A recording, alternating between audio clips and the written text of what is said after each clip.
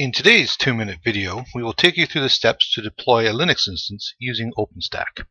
First, browse to cloud.sharcnet.ca/dashboard. Here you will be prompted for your username and password. Remember to use your Compute Canada credentials.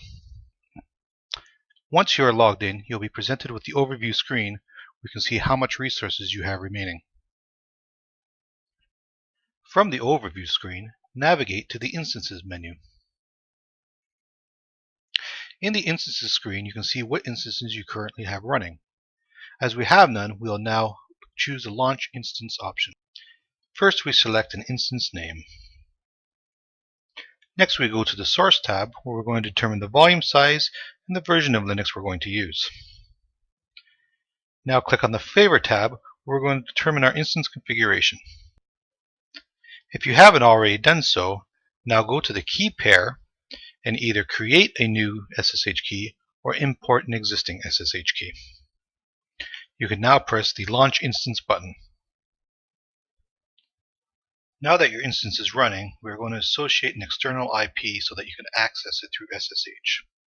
Determine your network by going to the Networks tab and looking at your network topology. We can see here that this is our network.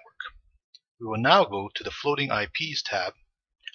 From here, we can choose Allocate IP to Project. We will choose a description and choose our network. We will now choose Associate. Clicking on Select a Port, we will choose the demo instance that we just launched.